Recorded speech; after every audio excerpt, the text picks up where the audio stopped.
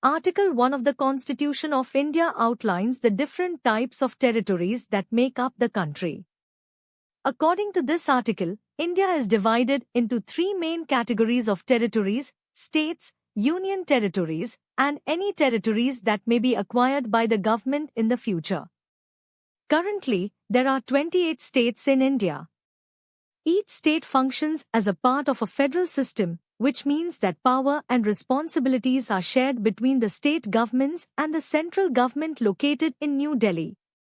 This distribution of power allows states to have a certain degree of autonomy to govern themselves while still being part of the larger nation. On the other hand, India also has 8 union territories. These are specific regions that are governed directly by the central government.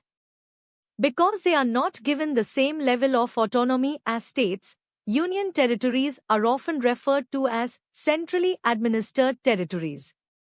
The central government has complete control over them, which means that the administration and decision-making are more centralized compared to that of the states. The existence and governance of union territories represent a significant shift from India's federal structure. Unlike states, which have their own governments and can make decisions independently within their jurisdiction, union territories depend entirely on the central government. This situation creates a more unitary form of governance for these territories. In terms of the Constitution, Article 239 details how union territories are to be governed, explaining that the President of India can make regulations for their administration. Articles 240 to 242 deal with specific provisions related to certain union territories, and Article 3 gives Parliament the authority to create new states and change the boundaries of existing ones. In summary, the distinction between states and union territories is important in understanding the governance and administrative structure of India. States have a federal relationship with the central government, while union territories are under direct control of the central authority, showcasing a different approach to governance within the Indian polity. Creation of union territories in India. During British rule in India, certain regions were classified as scheduled districts in 1874.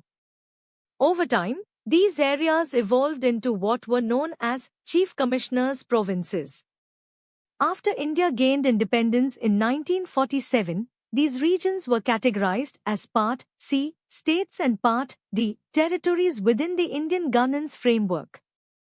In 1956, significant changes occurred when the 7th Constitutional Amendment Act and the States Reorganization Act were implemented.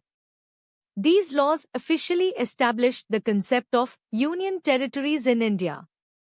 Union territories were created for various reasons, which include political and administrative considerations, cultural distinctiveness, strategic importance, or to give special treatment to backward and tribal communities.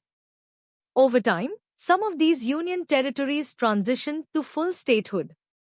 For example, regions like Himachal Pradesh, Manipur, Tripura, Mizoram, Arunachal Pradesh, and Goa were once union territories but have since become states in their own right. On the other hand, some territories originally acquired from the Portuguese, such as Goa, Daman, Diu, and those from the French like Puducherry, were also designated as union territories. Currently, India has 8 union territories, which along with their respective years of creation are 1. Andaman and Nicobar Islands, 1956, to Delhi, 1956, renamed the National Capital Territory of Delhi in 1992, 3. Lakshadweep, 1956, previously known as Lakshadweep, Minicoy, and Amindivi Islands until 1973, 4. Puducherry, 1962, known as Pondicherry until 2006, 5. Chandigarh, 1966, 6. Jammu and Kashmir, 2019, 7. Ladakh, 2019, and 8. Dadra and Nagar Haveli and Daman and Diu, 2020, the result of a merger. In 2019, the government reorganized Jammu and Kashmir into 2 union territories, Jammu and Kashmir, which will have a legislature, and Ladakh, which will function without one. This division was prompted by the region's large area, sparse population, challenging geography, and significant past demands for more administrative autonomy from residents of Ladakh. The creation of Ladakh as a separate union territory sought to acknowledge these local aspirations and make governance more efficient in light of the unique challenges posed by the area.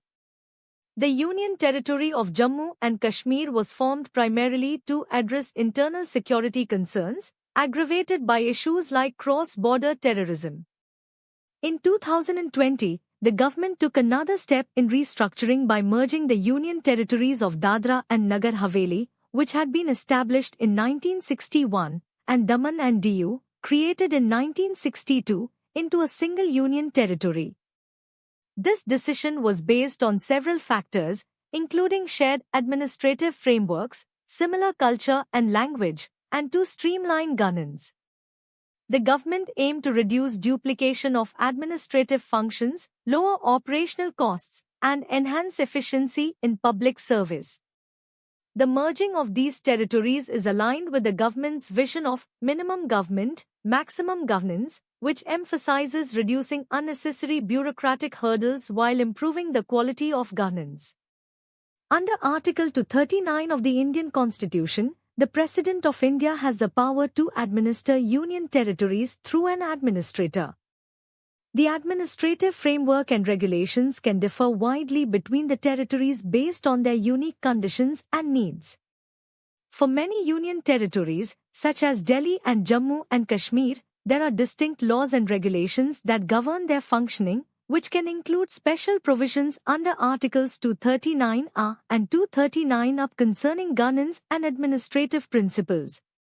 In conclusion, the establishment and evolution of union territories in India reflect the country's commitment to regional governance and administrative efficiency while addressing the diverse needs of its population.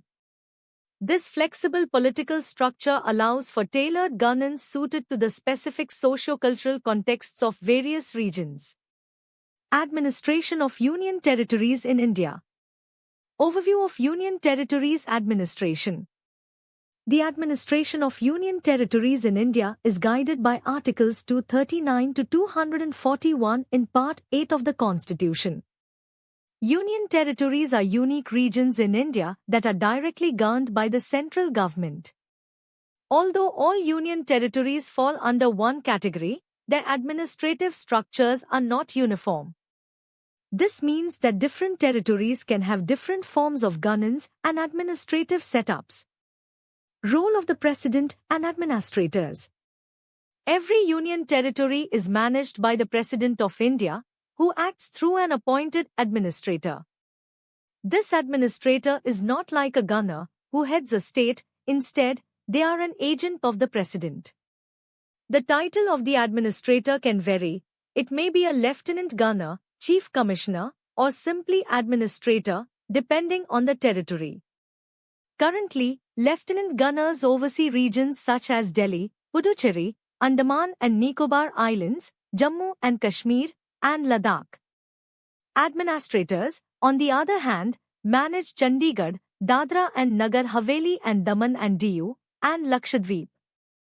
The President has the authority to appoint a state governor to act as the administrator for an adjacent union territory, and in doing so, the governor operates independently of their Council of Ministers. Legislative framework of union territories. Some union territories have been given legislative powers. Notably, Puducherry, 1963, Delhi, 1992, and Jammu and Kashmir, 2019, have legislative assemblies and councils of ministers headed by a chief minister. However, the remaining 6 union territories do not enjoy these political institutions. Despite their legislative assemblies, the ultimate authority still lies with the President and the Parliament. The Parliament can create laws on any subject from the 3 lists found in the Constitution: the Union List, State List, and Concurrent List for union territories. This includes the ability to legislate for regions like Delhi, Puducherry, and Jammu and Kashmir, which have their own local laws. For example, the Legislative Assembly of Puducherry can create laws on both the state list and the concurrent list.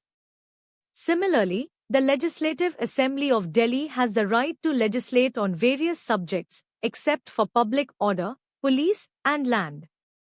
The Jammu and Kashmir Legislative Assembly can also legislate except for matters related to public order and police. Presidential regulations.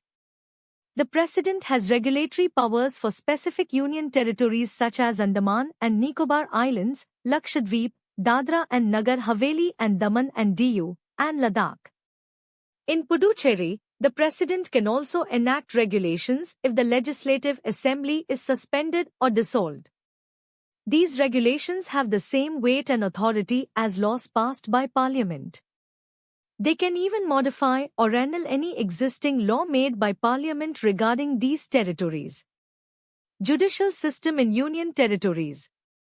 Each Union Territory can establish its own High Court or may fall under the jurisdiction of the High Court of a neighboring state. Delhi, for instance, has its own High Court that has been in place since 1966. On the other hand, territories like Dadra and Nagar Haveli and Daman and Diu come under the Bombay High Court, while others such as Andaman and Nicobar Islands, Chandigarh, and Lakshadweep are overseen by the jurisdiction of the Calcutta, Punjab and Haryana, Kerala, and Madras High Courts, respectively. Jammu and Kashmir and Ladakh share a common High Court. Conclusion. The administration of union territories in India is a complex system that integrates direct governance from the President with local legislative powers in certain areas. This structure ensures that while local administrations can cater to their specific needs, the overarching authority of the central government remains strong. Additionally, the lack of special constitutional provisions for acquired territories suggests that similar principles of governance apply there as well. Understanding the administration of these territories is crucial for grasping the broader political fabric of India. Special provisions for Delhi. The 69th Constitutional Amendment Act of 1991 introduced specific rules and rights for Delhi, now known as the National Capital Territory, NCT, of Delhi. This act changed the governance structure of Delhi and appointed the Lieutenant Governor, as the Chief Administrator. One of the significant changes was the formation of a Legislative Assembly and a Council of Ministers for Delhi. The Legislative Assembly consists of 70 members who are directly elected by the people of Delhi. The elections for this assembly are organized by the Election Commission of India. The assembly has the power to create laws on various topics listed in the state list and the concurrent list, but there are three exceptions: public order, police, and land. For these matters, laws made by the Parliament will take precedence over the laws made by the Delhi Assembly. The Council of Ministers has a maximum size of 10% of the total number of assembly members, which means it can have up to 7 ministers, 1 chief minister and 6 other ministers. The chief minister is appointed by the President of India, not the Lieutenant Governor. The other ministers are chosen by the President based on the recommendation of the chief minister. These ministers serve at the pleasure of the President, meaning they can remain in office as long as the President allows. Since the Council of Ministers is linked to the Assembly, it must work together to advise the Lieutenant Governor on how to run the territory, except in certain situations where the Lieutenant Governor must act independently. If there is a disagreement between the Lieutenant Governor and the ministers, the Lieutenant Governor must consult the President to resolve the issue. In situations where governance in Delhi becomes ineffective, the President holds the authority to suspend existing rules and create a temporary administration to manage the territory. This emergency provision is similar to Article 356 of the Indian Constitution, which talks about imposing precedence rule in the states of India. The Lieutenant Governor also has special powers to issue ordinances when the Legislative Assembly is not in session. An ordinance has the same legal power as an act passed by the Assembly and must be approved by the Assembly within 6 weeks after it resumes its session. However, ordinances cannot be issued during the time when the Assembly is dissolved or suspended. Furthermore, any ordinance needs the prior approval of the President before it can be issued or revoked. Overall, the 69th Amendment established a unique governance structure for Delhi, blending features of a union territory with some elements of state governance, while retaining significant oversight from the central government through the President and the Lieutenant Governor. This arrangement illustrates the complexities of administering the capital of India, balancing local governance with broader national interests. Advisory Committees of Union Territories. In India, the management and governance of union territories, UTs, involve specific committees that help oversee various aspects of their administration. According to the Government of India, Allocation of Business, Rules, 1961, the Ministry of Home Affairs is responsible for addressing all issues related to union territories. This includes matters regarding laws, finances, budgets, services, and the appointments of lieutenant governors and administrators. India has several union territories, 5 of which do not have their own legislature. These are Andaman and Nicobar Islands, Chandigarh, Dadra and Nagar Haveli and Daman and Diu, Lakshadweep, and Ladakh. To ensure effective governance in these territories, 2 main advisory committees have been established, the Home Minister's Advisory Committee, HMAC, and the Administrators' Advisory Committee, AAC. The HMAC is led by the Union Home Minister and serves as a platform for discussing broad issues that impact social and economic development in the Union territories. The AAC, on the other hand, is chaired by the administrator of the respective Union territories and focuses on local development issues. Both committees include a diverse group of members, which typically consists of members of parliament, MPs, and elected representatives from local bodies, such as district panchayats and municipal councils. This blend of policymakers ensures that various perspectives and community needs are represented in discussions. The discussions in these committees revolve around crucial matters that affect the residents of the Union territories, such as development projects, infrastructure improvements, economic initiatives, and social welfare programs. By doing so, they contribute significantly to the growth and well-being of people living in these regions. In terms of constitutional provisions, several articles of the Indian Constitution play a role in the governance of union territories. For instance, Article 239 establishes that every union territory shall be administered by the President of India through an administrator. Additionally, Article 240 gives the President the authority to make regulations for the UTs, including laws and rules that govern their functioning. Furthermore, it is important to note that the Representation of the People Act, 1950 and 1951 empowers local elections in UTs, allowing the establishment of local governing bodies, which plays a critical role in decentralizing power and ensuring community participation in governance. Overall, these advisory committees are vital for enhancing the development framework within union territories, allowing for a structured approach to addressing local needs while contributing to national governance. They help bridge the gap between the central government and local aspirations, ensuring that the unique circumstances of each union territory are taken into account in the policy-making process.